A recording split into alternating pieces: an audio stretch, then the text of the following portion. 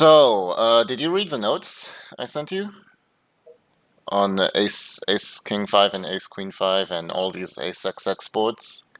Yeah, I pretty much read all the notes. Yeah, it was these ones, right? Cool. Yeah, I went through them. Yeah. So, do you know the difference between Ace King 5 and Ace Queen 5? Like, what is one of the big differences? Obviously, the king and queen, depending on the. Yeah, so basically, let me remember now. Villain has more king X's than queen X's, right? Right. Well, that's one thing, yeah. The second one would be there's a check back range on one of them and no check back range on the other. Yeah, exactly. Yeah, very good. So let me find, what is this, Ace King 5, and this is Ace Queen 5 GTO. Nice. Okay, so we can take a look at both of them, and these are just GTO solutions. So on these type of boards, GTO likes to use two sizings. It doesn't like to bet 1BB with its entire range. It's not something that makes too much sense. I'll go over that quickly later. Yeah, but right now we can do, so this is Ace King 5 without rounding. This is Ace Queen 5 without rounding. So even Ace Queen 5 is going to have like 7% check back range, but it's practically nothing. And, you know, if we make it simple, simplify it, it's going to check back only pocket jacks, I think. We need it to load. And here, I'm going to do some rounding also. So yeah, with rounding, it's checking back only pocket jacks as its only hand, basically. And I like to use rounding in SPF, just simplifies things a ton on flops. We can really see what the strategy is, basically. Definitely. Yeah, so on Ace King 5, as we see, we're going to have, you know, above a 5% checkback range, which is something. And the hands you want to check back are very intuitive. I mean, you want to check back your strongest pocket pairs, so queens to tens, and then your weakest kings, especially like with the backdoor. But even like king 4 and king 3 will be betting sometimes, although in reality I don't think it will be a big mistake to check them back. It's not like these hands have much value. I mean, you have a ton of fold equity, but you might not necessarily want to take that fold equity right on the flop, basically. So yeah, there's some very obvious hands that want to check back, and as you noticed, if we just look at our ranges, like let's say we're 25 big blinds deep, we don't have all the kings, like, and yeah, we're not opening like king 8 and worse, whereas they will be calling every single king, and they're also going to be calling most queens up to queen 4, basically. The thing is, on Ace Queen 5, a queen might also appreciate a bit more protection against those king highs, so also a bit more incentive to be betting on Ace Queen 5 than on Ace King 5. Yeah, makes sense. Yeah. And you know why they want to bet with two sizings here, right? Can you explain quickly or give you a guess? Inelastic calling range. I don't think it's really that.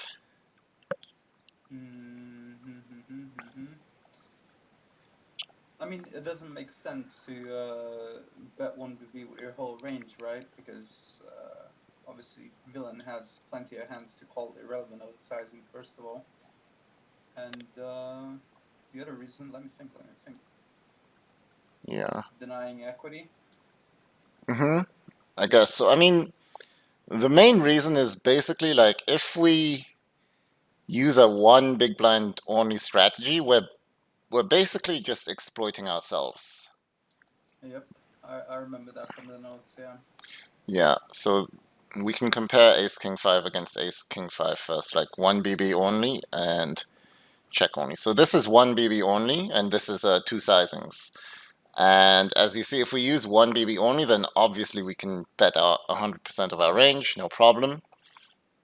But we should probably also look at EVs. So we see here, player one's EV is 1.094 against 3.406, so that this is out of position, and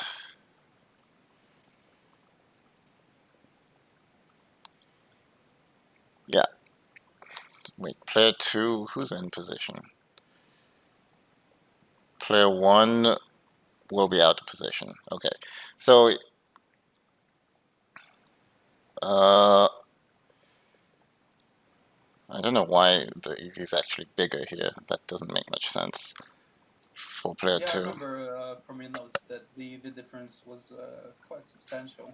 I mean, this is a very big difference. It's like Yeah, but, 0.5 for player one and 0.6 for player two. So it's a pretty big difference already on the flop, which is something that doesn't happen too often. I'm not sure why player 2 has a larger EV though. Player 2, yeah, this is the button. Maybe the closer to 1 it is, the stronger? I don't know. But anyways, this is the GTO solution, so I'm sure this is the stronger EV. We can compare equities.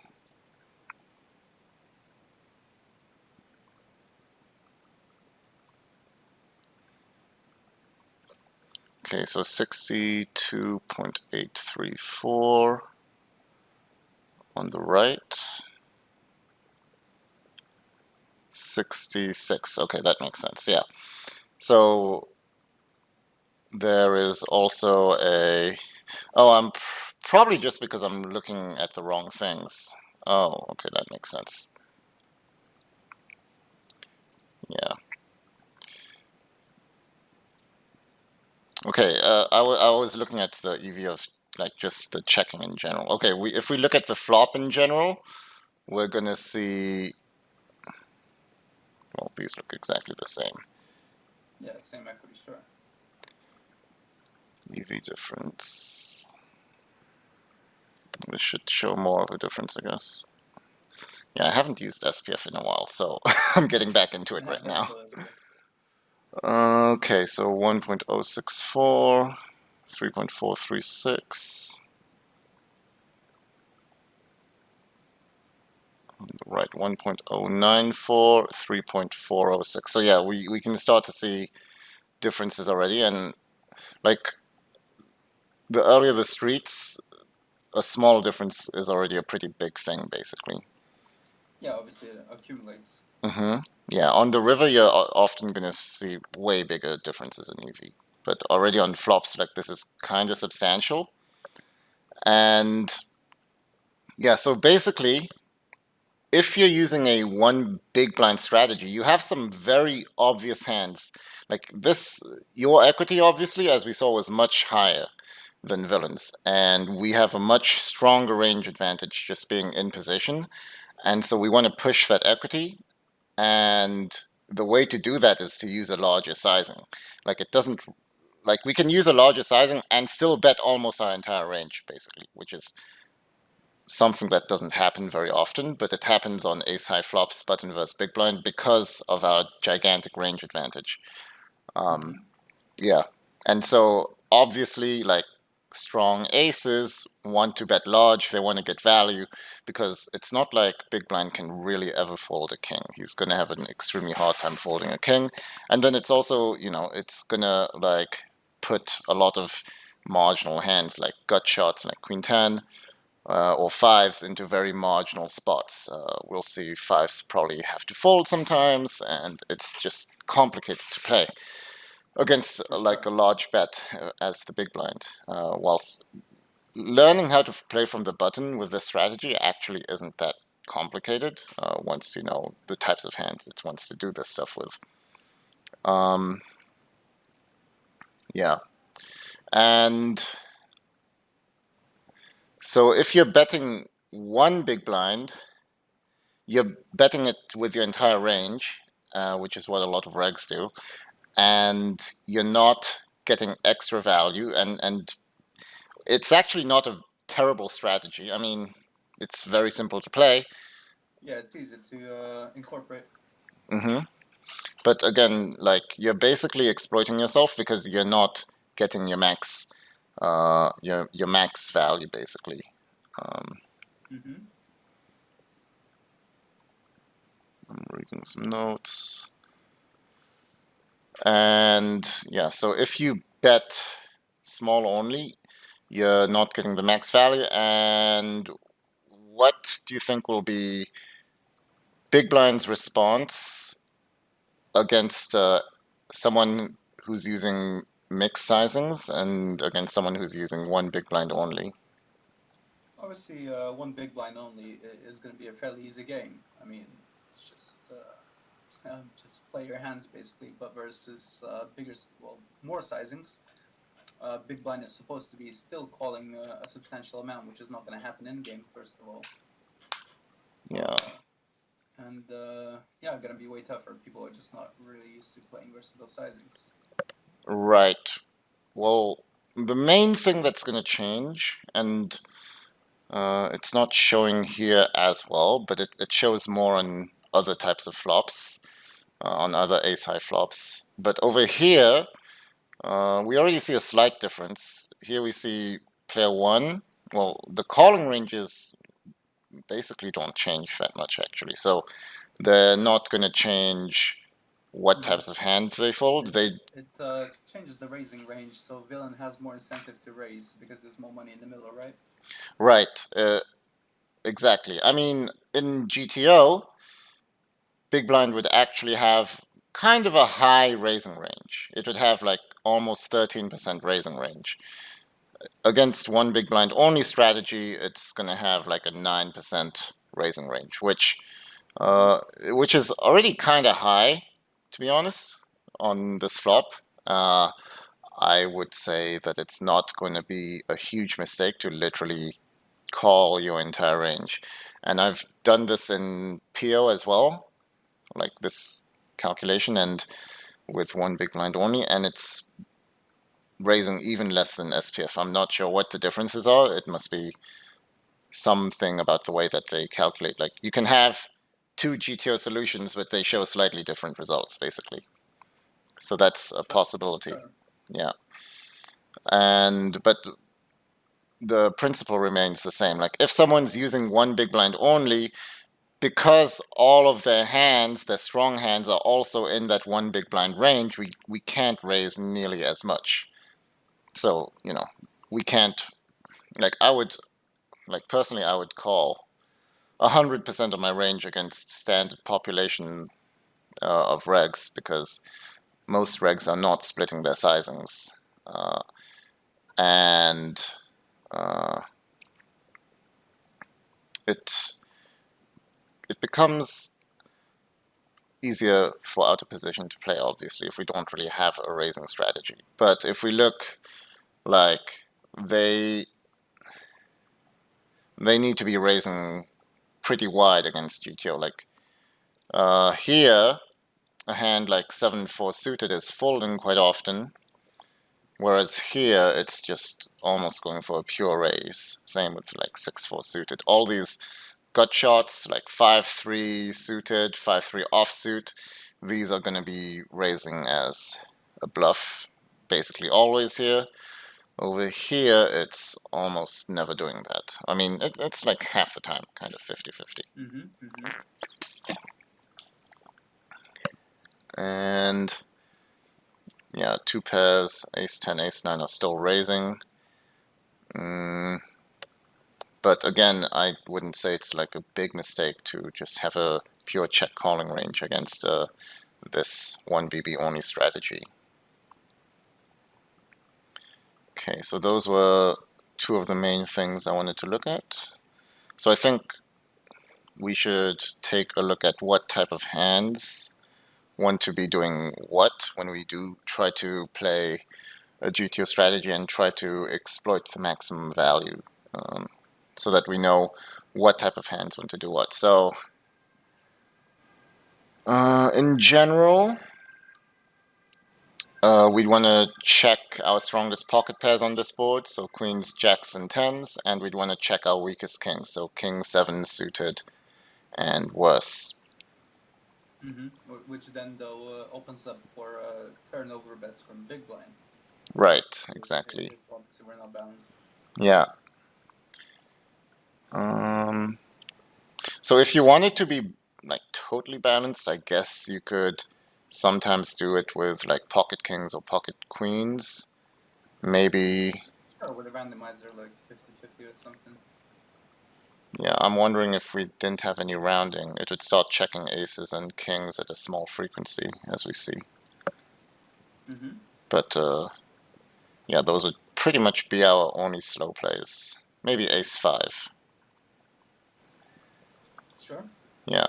So like, if you're worried that someone might be good enough to overbet and jam or something, which is a really good play against someone who's checking back, I think it can be worth it just to add those hands in so that you don't have to make some marginal calls. Now, how do we don't get wrecked on population? Let's say in my example, without a HUD. So on party, obviously we don't have a HUD. And if we start playing GTO big blind versus button and start raising gut shots, super wide versus free quarters, without really knowing what and how are they mixing their sizings, we can really run into lots of trouble, because obviously some regs are just gonna just put value in there and that's it. You mean raising against three quarters? Yeah. We shouldn't have a raising range against three quarters. Okay. Like this is our range against three quarters, and as you see, we shouldn't be raising at all, because they're repping the stronger part of their range, obviously. So it doesn't make any sense to raise. So we're obviously only attacking the smaller bets then. Right. But, so without the HUD, yeah, it's going to be very interesting to put that into. I mean, I don't really think that a HUD is going to help you to tell whether someone is betting one sizing or two sizings here. Like, this basically comes from playing the reg and knowing if he's studied this spot before and he knows how to use two sizings or not. Some regs, most regs I'd say, will use 1BB the entire range, and there's gonna be a few regs or a few good ones, or maybe many good ones on 250s who are using this strategy here. And like GTO is splitting its ranges, so in the large sizing it's got a much more polarized and much stronger range. Like it's got all the strongest combos of hands in that large sizing, and so we can't really attack that large sizing. But in the small sizing now becomes much weaker, because the small sizing is basically composed of trash and like marginal, like weak showdown value, basically. So against the small sizing, we should be raising less against people who are using one big blind only, but we can, if someone's playing purely GTO, then yeah, we definitely want to be creating a check raising range. Cool. So as a generalization, do you think it would be a good idea to, the moment you see an increased sizing, just note it down and actually just switch to this type of game plan? So just note down an increased sizing on A6X structures, and from there just basically attack all those smaller sizings. Yeah, probably note that down, or maybe you could take, like maybe just put a color label, someone who you think has studied GTO and somebody who's not. Yeah. I don't I'm not taking notes on this kind of stuff in game, but I do use color labels. Mm-hmm. And then I can just look at the player, like if I think it's a good reg. Or like if I've played thousands of hands against the same reg, I kind of get a sense of how they're playing as well, right? Like Sure. at first I'm just gonna assume they play one BB only strategy, but after a while I'm gonna see how they play.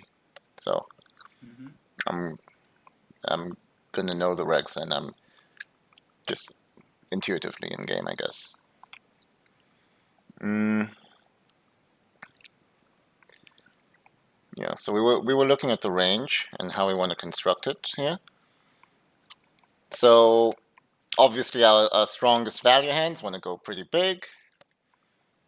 So that's going to include most aces, even offsuited weak aces. Although sometimes you're going to be playing against somebody who. Also, on your last question, there's a lot of regs. Well, like not a lot, but there's some regs who might have kind of studied this, but they're not implementing it properly because they don't know what kind of hands to bluff with.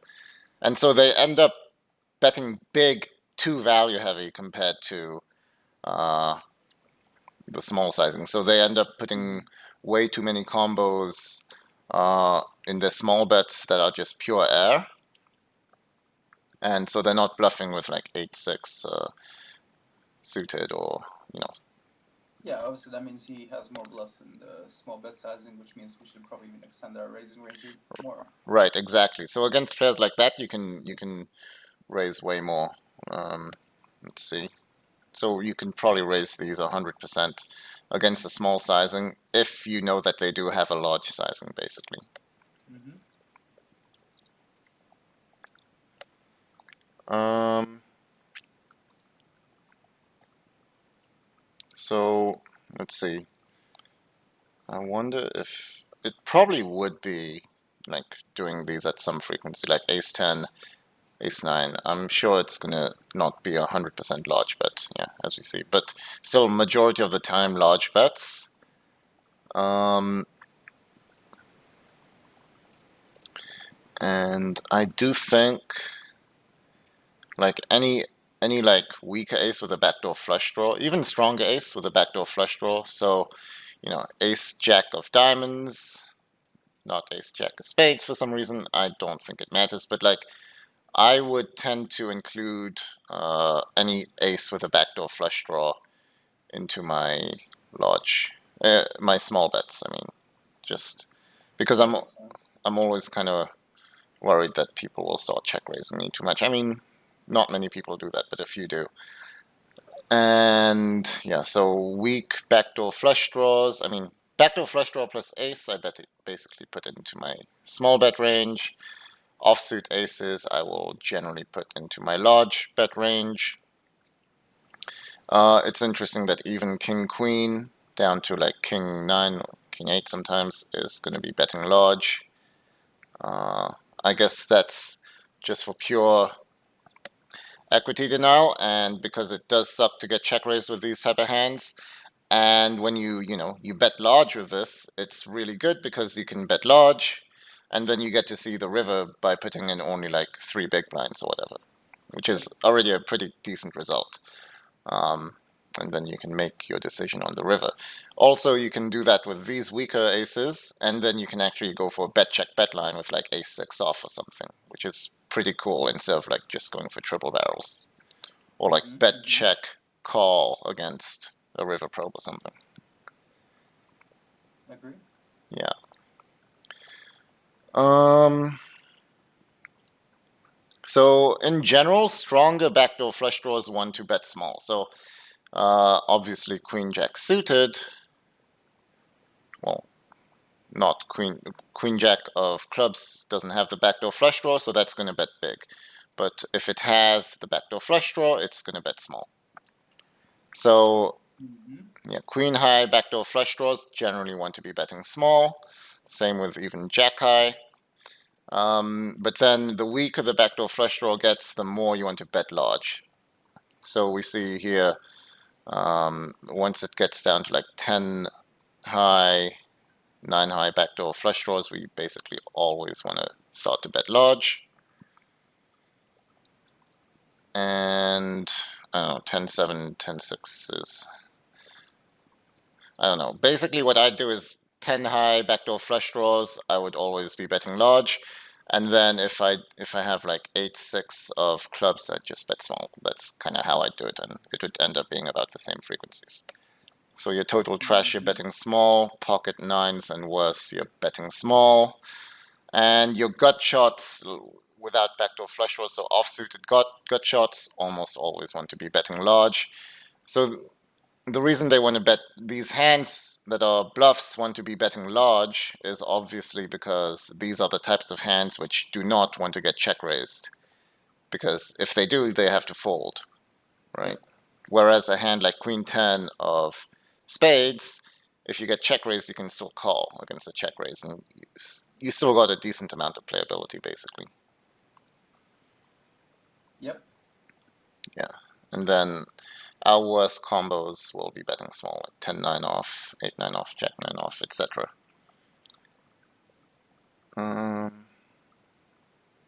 Yeah, so I guess that's it for the flop analysis. We can look at how they play against the bet. So against one big blind, as we mentioned, they can raise much more now.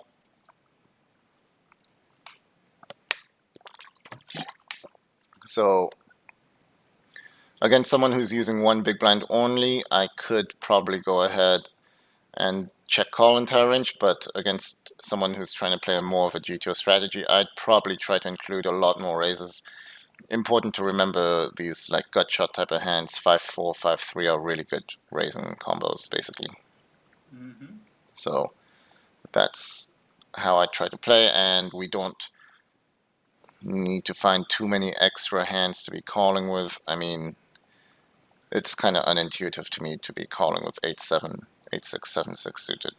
But everything else is pretty intuitive, I think. Like, call all your fives and kings and gut shots. Agreed. That seems okay. Yeah. 8-7 and 8-6, 7-6 is not something that I have in my range, though. Same. Okay, we can look at the larger bet response.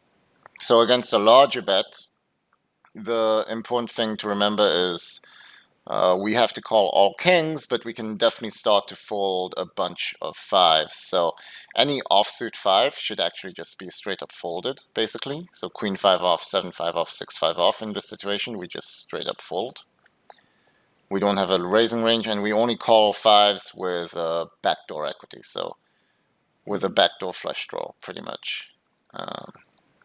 And kind of reminds me of the spot of blind versus blind increased sizings as well. Just have to fold a little wider.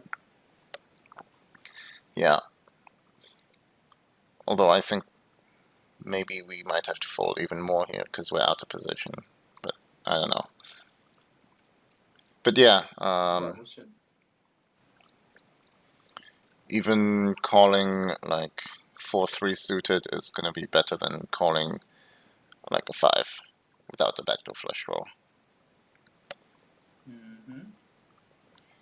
We still need to be calling most of our gut shots. Well, maybe not Jack 10 off and Queen 10 off.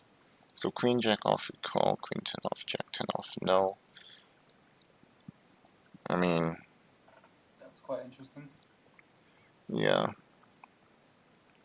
Maybe it's probably just because Queen Jack off, he's gonna have a few more bluffing combos when we have Queen Jack off, since like Queens and Jacks aren't typically used in the large sizing. Yeah, we're not blocking the 10 high bluffs.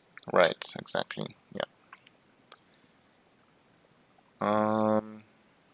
Yeah, so I think that's what I wanted to look at for responses. I mean, is there a difference in calling range here? Not really. You can call a bit tighter against one big blind only. Like you can fold Queen 4 suited, Queen 3 suited, Queen 2 suited, and 8-6 suited, 8-7 suited. So this was kind of how I was playing already, basically. Mm-hmm. Yeah, and then Interesting. Okay, I'm playing the other way around actually. I would be happy to fold queen four, king three, king deuce versus increased, and calling wider versus one BB.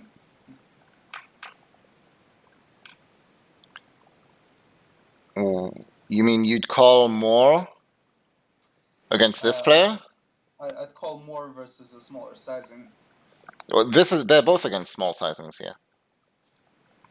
Yeah. So Okay. against 1BB against 1BB. The only difference is this guy also includes a Split. Yeah. large sizing, whereas this guy has 1BB only. Yeah. So So overall, I'd be basically. Mm, let me think. Let me think. so you're saying that you'd play more like this against this player who's only using Yeah. 1BB Yeah. sizing. Yeah. That's what I do. Yeah. Right. So the reason why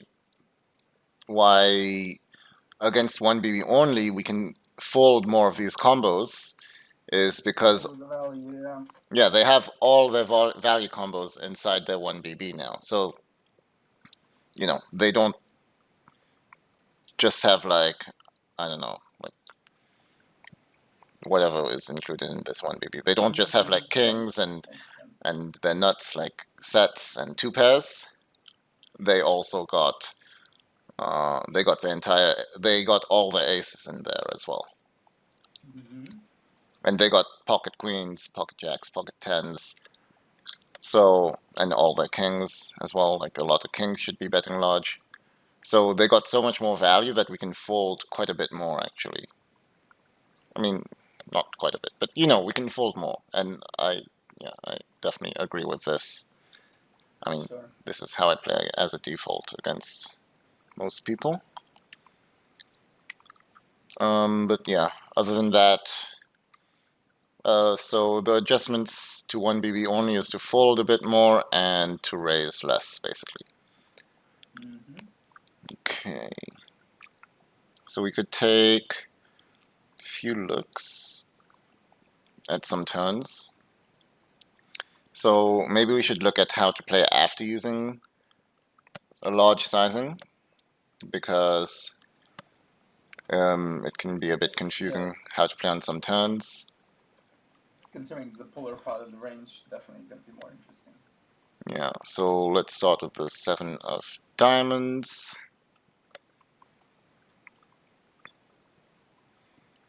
So he's gonna check 100%.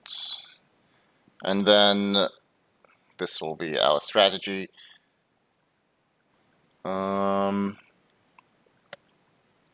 Okay, so we're basically barreling all our aces except our weak ones. So if we've got like ace 6 and worse, we can put that into the bet check bet line.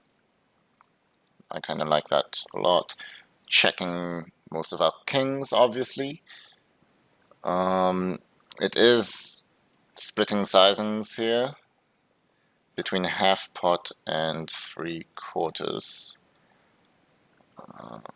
which I don't really hate. But I mean, in reality, I'm usually just picking one size. Uh, let's take a look at king queen. So here, the difference in betting king queen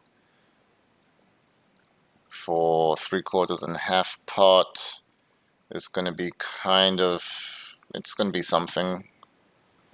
So maybe you just want to check back all kings, but I mean, king queen is the strongest king, but if they call with too many kings, because I guess they're supposed to be folding. They're supposed to fold king 10, king 9, but call king 8 and king 7, and they're supposed to fold a good amount of their kings. That's for sure. So their second pairs should be folding here, it looks like 60, 70%. And so if we think we can still get a lot of value from weaker kings, and they're not going to be check raising hands like 5-4, 5-3, 4-3, which in general I don't think they will be. And they might not even check raise like two pairs. A lot of people just want to slow play or like Yeah, so I think against the population, a good adjustment would be to keep barreling king queen, but I just use one sizing, so uh, I'd either pick one of these two. Probably three quarters will work on this specific board. Mm-hmm. And it's pretty basic strategy, checking back your gut shots, your strong gut shots, I mean. So queen jack, queen 10, jack 10, you're checking those back. You're checking back 8-6, which is a really good hand to check back because you don't you want to have you want to be able to have the nuts on a 4 or a 9 basically. So 8-6 is like one of those great hands to be checking back. Mm-hmm. Um, but all your just air that you did bet on the flop, like if you've got 9-6 or even a 5 is turning itself into a bluff here. Although I guess a 5, like, it can kind of be one of those hands that is getting value from flush draws and then just probably checking back a lot of rivers. Hope so, yeah. Yeah. I mean, with our large sizing, we don't have too many, like, pure bluffs, basically, so we need to find some extra. And I guess that's what it's doing. But yeah, Jack High and West can go ahead and bluff on this turn. But like, yeah, 10-8, 10-9 make a lot of sense to be bluffing. 9-8 is also checking all the time. Again, it's really important that if a 6 comes on the river, we're able to protect our range a bit. Mm-hmm. So kind of like board coverage. Yeah, that's one of the reasons for sure. I mean, one thing that's going to happen if we're not checking these back is that big blind should be just overbet shoving. And we're not going to be able to have much of a calling range because these two cards are not in our range on a 6 or 9 or 4. Yep.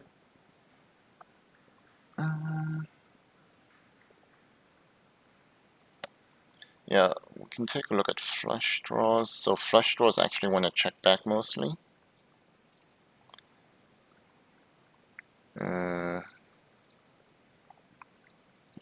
basically all of our backdoor flush draws, they want to be checking back, apart from like 10-8 for some reason. But like 80% of our flush draws basically want to check back because you want to realize your equity. That's another mistake a lot of people tend to make. They want to barrel when they're with the equity in position, but you don't.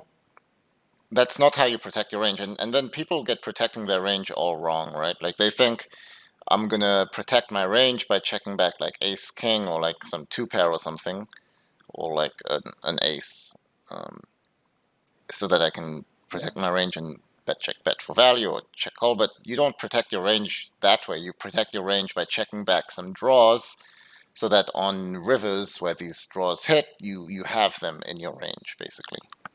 Mm-hmm. Okay.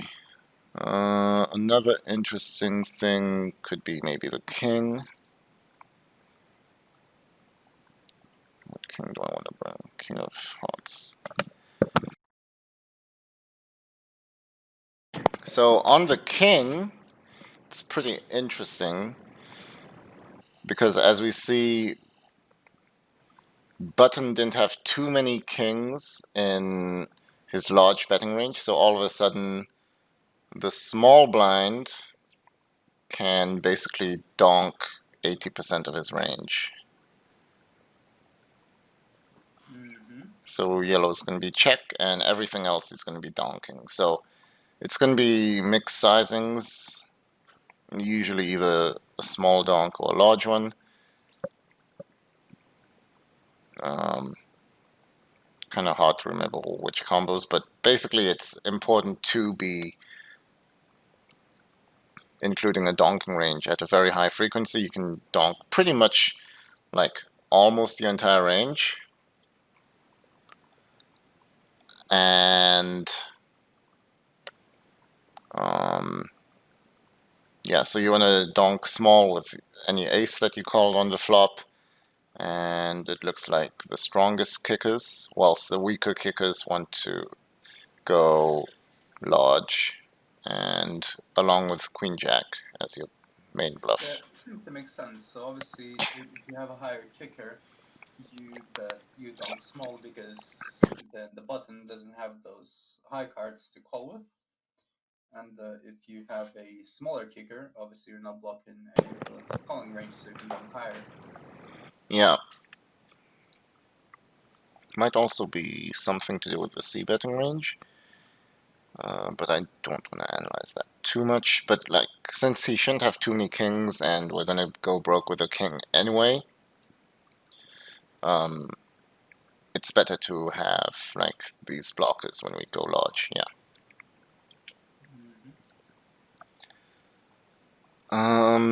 We can quickly take a look at what would happen here if this player decides to check 100%. Okay, so now he's going to check 100%.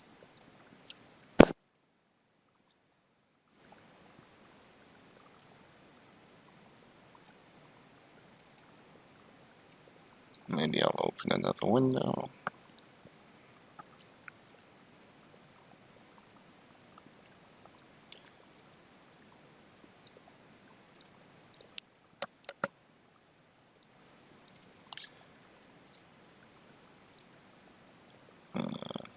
At large. Okay, so anyways, we put out position checking 100%, and in position's response is now to check back 100%. Because out of position's range is so consisting of kings that we have to be very careful when if he on this turn against people who are not donking enough, that we basically decide not to barrel like with anything on the turn. Right, this is the GTO solution. Yeah. I didn't lock this, so Now, putting it into practice is going to be interesting here as well. So basically, whenever we see a check on a pairing turn, we could always pretty much assume that most likely villain is going to be checking back his whole range, right? Because the frequency should be 80%. right, he should be donking 80%. Yeah, so if we don't see a donk, we can identify that as potentially a 100% range checker. I And it's mean, going to not occur more often always, than but not. yeah, this is going to be better than nothing, basically, like this locked version. Um, but yeah, as we see, if he is playing GTO, then we can still barrel with most of our aces. We're just not bluffing nearly as much. Maybe with our best combos to be bluffing, we can barrel with like 10-8 of clubs, or not clubs, diamonds or spades. But yeah, we can still barrel with a lot of our kings, for example, and with most of our value. And we can continue bluffing with some of these, like fours, threes, and deuces, maybe. But yeah, in reality, if we think we're playing against someone who is not donking nearly enough, especially if it includes, like, if he's not donking value nearly enough, then definitely we do not want to be barreling. And as an exploit, I would be checking back 100% against most people who are not donking here, just in general. Okay. What do you think about the general population of regs and fish in this spot? I don't think people donk enough, or if they do, it's too value heavy. Can we get back to the donking range real quick? Yeah, you want to edit it? I just want to have a look and discuss. Okay, so from this my is observation, I don't think that the population is donking their aces here. yeah, for sure. So that means they have less value in doing so. Gut shots for sure getting donked more often than not from regs, at least. Hmm. Fish, I don't think so. no equity hands as well. Yeah, so as a summary, I'd say they donk more bluffs than value. Yeah.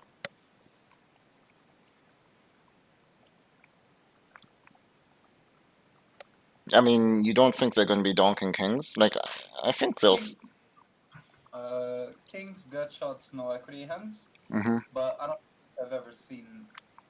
Actually, I don't think I've ever seen any ace X's in the donking range. Yeah. We could try to do a bit of locking.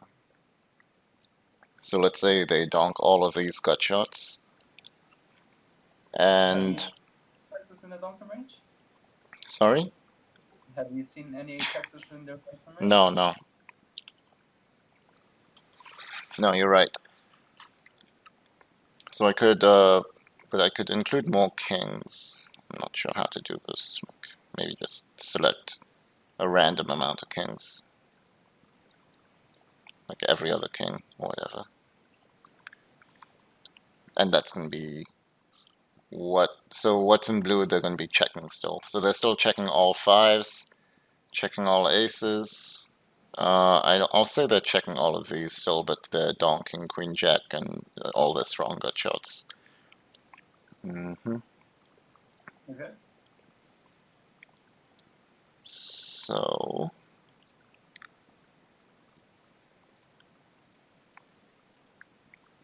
well, I did lock that, but okay, so their strategy now is going to be to bet half pot, which isn't the greatest. um, Fairly common actually, if I think about it too. Alright, fine, we can use this then, so we can, Definitely seen plenty of half pot-ish sizings here. yeah, so we can try to calculate this quickly. And maybe one more scenario where it's just kings, no equity, gut shots in the donkin range, and then check back fires and aces. Kings, no equity gut shots. I don't know. Anyways, if they do still donk like most of their kings, or like half of their kings, let's say, and their strongest gut shots here, we can barrel. Let's see the difference in our barreling range. So we can barrel, but we barrel less. So before we were barreling like half the time basically, and now we're barreling like 25% of the time. So still much less than before. And we can actually end up having like more pure bluffs. So you're still checking back your flush draws, obviously, but you would barrel with like 10-9, Jack 8. So all of I these. have this part of the range in my game as well. I do have some basically no equity bluffs on pairing boards versus new donks. Yeah, makes sense. And we don't really have to barrel aces at all. I mean, you could barrel ace jack maybe, but it won't make a big difference. You can still keep barreling your kings for value, but not all of them like here, but still generally barreling your kings. Maybe check back king 9 and worse, but it's not going to make a big difference. And yeah, so basically your donks will be way more polarized. I mean, your barrels will be way more polarized, which makes a lot of sense. And I do like the way that this is playing. This is also a good way to play against someone who you think is donking way too polarized, and they're donking a few of their bluffs, but they're not donking nearly enough of their aces, for example. So this is a pretty good response, I'd say.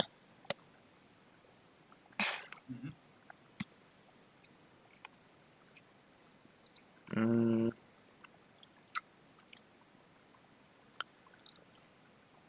I wonder what to look at next.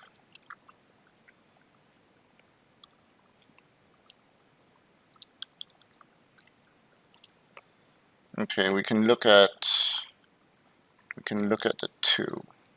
2 might be interesting. So a 2 is gonna complete the straight, obviously. Again, villain should have a bit of a donking range, but it's not significant. I don't think it's a problem if they check 100%. And here, so before we had a 7. So before, our main sizing would be 3/4. On a 2, the draw completed, so villain can have a bit of a stronger range. Therefore, we might want to decrease our sizing a bit in general. But it's still going for mixed sizings, so it's kind of, it plays quite similar to the 7, basically. Checking back high cards and kings, checking back weak aces, but barreling with like the weakest combos in our range. Mm-hmm. Interesting that here a hand like 8-6 of hearts is going to be barreling, although it's not barreling any combo draws, so it's not going to be barreling 6-4 of hearts. Sure.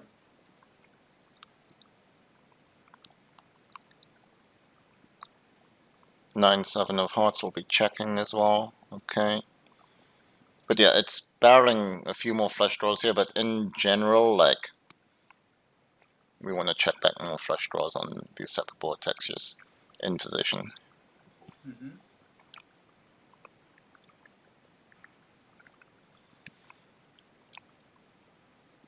Okay. So let's take a look now at what happens after we bet one big blind. So this is one big blind only. So we can make comparisons, like what our strategy should be. So here we're betting one big blind with a much more, let's say, a more weaker range in general, and here with everything. Okay. So let's look at a few turns. We could probably look at the same ones, I guess. So we'll start with a 7.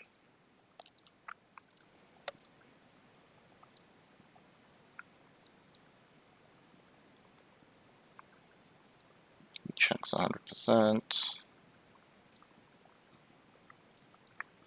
So yeah, there's going to be a pretty big difference in how in position's barreling strategy should be composed. Obviously, the reason for this is because since GTO is using multiple sizings, the smaller sizing is going to be much weaker. Therefore, he just can't barrel nearly as much with as many different combos. Whereas here, he's got all of those strong combos. He's got all of these aces in his one big blind range that he has way more value to be barreling with, and he can basically pot it on the turn.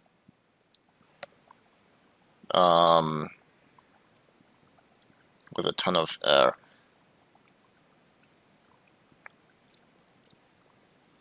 So let's look at our air and compare a bit.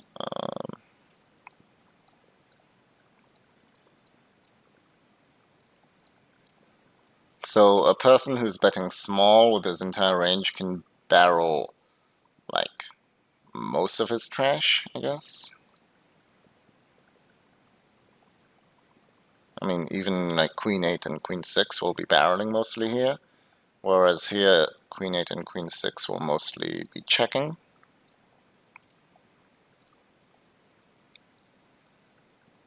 Yeah, unless it's got a flush draw, basically.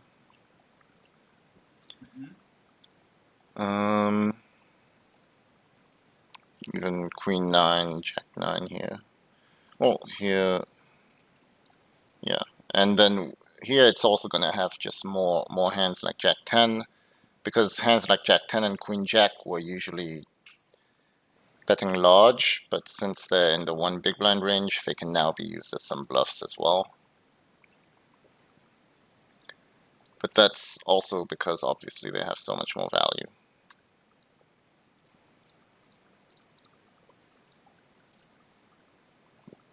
So Like the amount that they're barreling with their value isn't really going to change. Then, sorry, it's not like they're barreling more or less value. It's just they have more value to barrel, basically. And so it ends up being the case that they can like barrel more, pretty much, in general.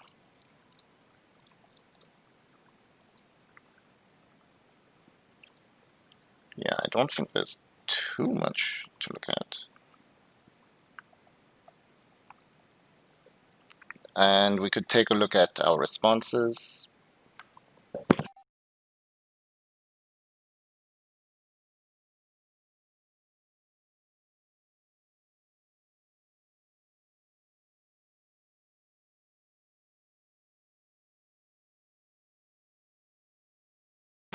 Okay, so here we've got big blind's response against GTO who's barreling, and here against one big blind who's barreling. The response basically doesn't change, actually. Like you're folding all your fives unless you got a flush draw with it, folding most of your kings. Let's see. Here we can actually fold a hand like King 10 off more. Probably because they will be barreling more with Jack 10 off and Queen 10 off, stuff like that. Whereas here we're always calling King 10. Kind of a similar difference as it was on the flop, basically. Mm-hmm. Yeah. Yeah, but really the difference in what we should call against a barrel is very minor. It's going to stay very much the same. And kind of important to note that we don't have a check raising range also on this turn. Mm-hmm. Okay.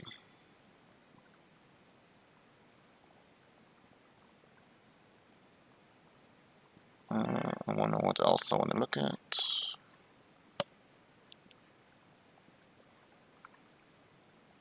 In my notes, I want to look at what to do against someone who's barreling top set more. And King Queen. Because here we see that he's checking King Queen and checking pocket aces. So if we make him barrel with King Queen, let's just see how things change. So let's say that he's going to barrel pot, like, which is a standard sizing here. Ace King, King Queen, and we just add those, and we keep the bluffing range the same. So let's see if we can fold a bit more now.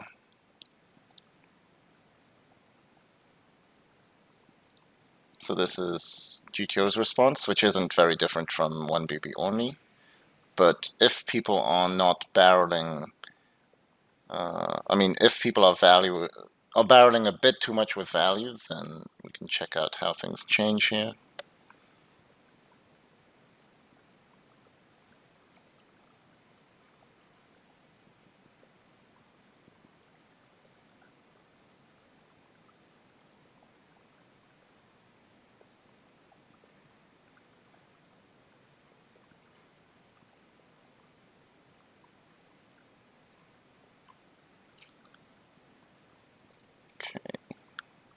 Let's just wait for this, and then I think after this I'll just finish for today because it's been like an hour. But I might like do some extra work just on my own later.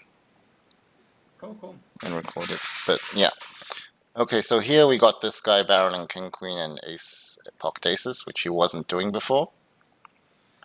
And now, as we see, we still can't fold like pair plus flush draw. Obviously, we can't fold any flush draw. But since his range is so much more value heavy, we can now fold way more with kings. So we see we're calling King Queen because it's blocking his King Queen. but we're folding like basically every single king pretty much now. So, yeah. Which on paper it sounds like we should be doing it versus the population. Mm-hmm. I kind of feel like population does barrel way more value heavy. Yeah, I mean, we still kept all the bluffs, right? Like, he's still bluffing with like Jack 8 and Queen 8 all the time and Queen 6. So it's not like we reduced his bluffs. All we did was add King Queen and pocket aces. And maybe some people might barrel more with like naked aces as well, like ace 6 and worse. Mm-hmm. Mm-hmm. So yeah, I think against the population, it's a good adjustment to basically fold every king on the turn, apart from King Queen maybe. Oof, I'm calling here.